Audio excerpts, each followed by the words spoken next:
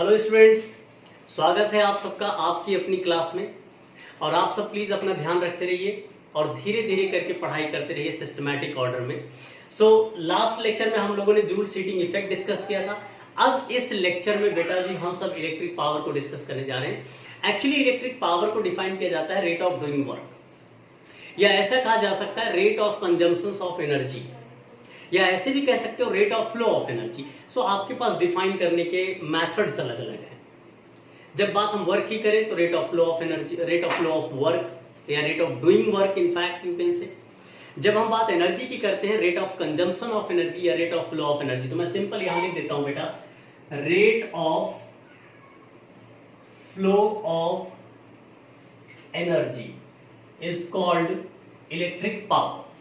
अब बात electric power की कर रहे हैं बेटे, इसको हम लोग P से लिखते हैं और कुछ बातें ध्यान रखें। It is a scalar quantity, it is a scalar quantity. अगर हम बात इसके SI यूनिट की करते हैं, SI यूनिट, सो आपको पता है पावर का जो फॉर्मूला होगा बेटा जी वो heat upon time. So heat की यूनिट होती है बेटा जूल, यानी एनर्जी है, वर्क है, और टाइम की यूनिट होती सेकंड। सो पावर की यूनिट होती जूल पर सेकंड और इसको नाम दिया जाता है बेटा जी वॉट। आप इसको अगर स्मॉल लेटर में लिखना चाहते हैं तो कंप्लीट लिखना पड़ेगा वॉट।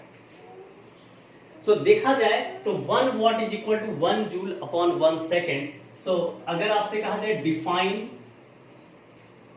1 वॉट पावर, सो कैसे हम डिफाइन करेंगे बेटे?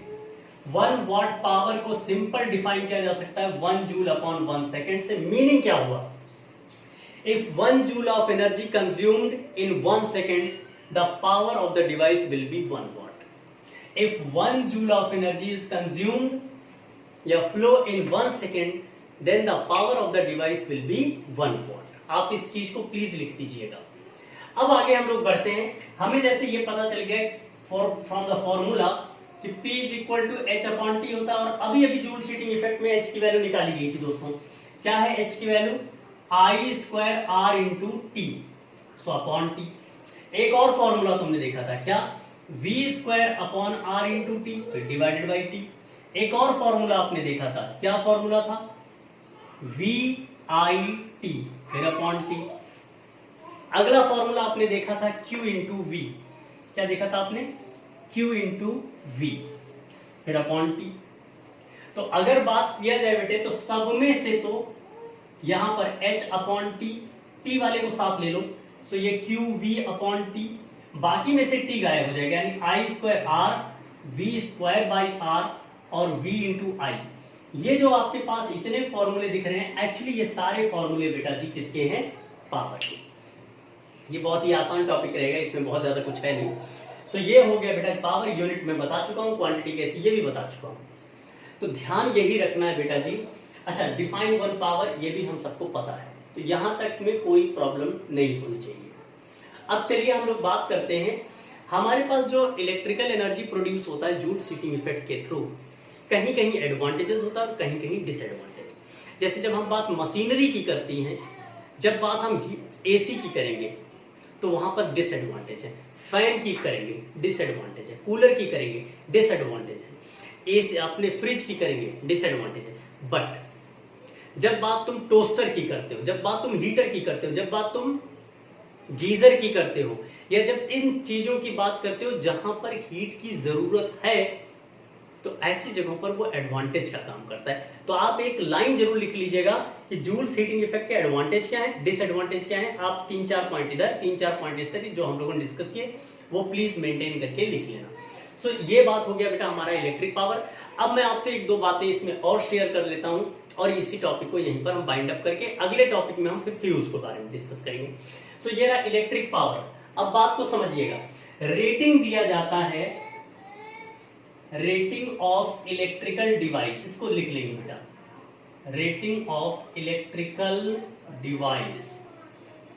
रेटिंग आप अक्सर ये देखने को पाओगे बेटे कि बल्ब जैसे आपके पास है या LED है, वो लिखा होगा 20 watt to 20 volt. What is the meaning of it? मतलब ये इस ऑप्टिमम वोल्टेज पर काम करेगा, और इस ऑप्टिमम वोल्टेज पर इसका पावर इतना आप रिसीव करोगे, बात खत्म। लेकिन इन दोनों से भी ज्यादा जो अहम बात यहां से निकल के आएगी, ये निकल के आएगी कि पावर मिला है, वोल्टेज मिला है, पावर और वोल्टेज मिलने के बाद जो एक चीज इससे निकालने जा रहे हैं आप, वो है बेटा रेजिस्टेंस। क्योंकि रेजिस्टेंस बेटा जी कुल मिलाकर 3 बातों पे डिपेंड करता है, रो एल बाई ए। आपने जो डिवाइस बनाया या जो बनाया आया, उसका मटेरियल फिक्स है, लेंथ फिक्स है, एरिया फिक्स है, देखा जाए तो उसका रेजिस्टेंस फिक्स है। आप वोल्टेज बढ़ा दोगे, पावर बदल जाएगा, लेकिन आर चेंज नहीं होगा। सो एक बात यहां से हमें ध्यान रखना है, जब भी ये हमें मिले, दैट मीन्स हमको उस डिवाइस का रेजिस्टेंस मिल गया। आप ध्यान दीजिएगा, वोल्टेज बदलेगा, पावर बदलेगा, लेकिन आर फिक्स रहेगा। उसके हिसाब से करंट भी बदलेगा, सब कुछ बदलेगा, आर सेम रहेगा। सो प्लीज ये बात जरूर ध्यान देना। अगर आपको रेटिंग दिया गया है, दैट मीन्स एक चीज के बारे में बहुत क्लियर इंडिकेशन दे रहे हैं, बहुत क्लियर बात बता रहे हैं कि I am giving you resistance, आप रेजिस्टेंस फिक्स कर लो, रेजिस्टेंस मत चेंज करो। फॉर एग्जाम्पल एक छोटा सा क्वेश्चन देता हूं आपको। एक डिवाइस दिया गया बेटा जी, उस डिवाइस में आपसे ये कहा जा रहा है कि 20 वॉट ये पावर शो करता है, 20 वॉट पावर कंज्यूम करता है जब वोल्टेज दिया जाता है बेटे आपको 12 वोल्ट। 12 वोल्ट जब दिया जाता है तो इतना आपको पावर मिलता है। डन। आप क्या पावर वो कंज्यूम करेंगे जब केवल 6 वोल्ट की सप्लाई दिया जाए? What will be the power? कैसे सॉल्व करेंगे? आप ध्यान दीजिए, चाहे आप इस कंडीशन में इसको चला लो, चाहे इस कंडीशन में चला लो, बिकॉज डिवाइस इज सेम। सो दोनों कंडीशन में बेटे रेजिस्टेंस भी सेम है, दोनों कंडीशन में रेजिस्टेंस भी सेम है। और ऐसे क्वेश्चन को टैकल करने का सिंपल तरीका, पावर है, वोल्टेज है, रेजिस्टेंस है, so formula P is equal to बेटा जी V² बाई R। तो पहले वाले के लिए लिख लो P1 V1, R तो बदलेगा नहीं, तो दोनों के लिए बराबर। केस नंबर 2 P2 V2 का स्क्वायर अपॉन R। जब इन दोनों को आप डिवाइड कर दोगे मेरे दोस्त, R से R कट जाएगा क्योंकि चेंज नहीं हो रहा है। So P1 upon P2 is equal to V1 का स्क्वायर अपॉन V2 का स्क्वायर करके आंसर निकाल लो। आपके पास V1 है, आपके पास V2 है, आपके पास P1 है। सो P2 की value easily you can calculate. ऐसे क्वेश्चन बहुत आराम से हो जाते हैं, लेकिन तब जब तुम्हारे पास एक छोटी सी अंडरस्टैंडिंग पहुंच जाए तब। Okay, so thank you so much for watching, have fun, enjoy, पढ़ते रहिए, आगे बढ़ते रहिए। और अगले वीडियो में फ्यूज के बारे में डिस्कस करने जा रहे हैं, उसको भी तुरंत देख लो। Thank you so much.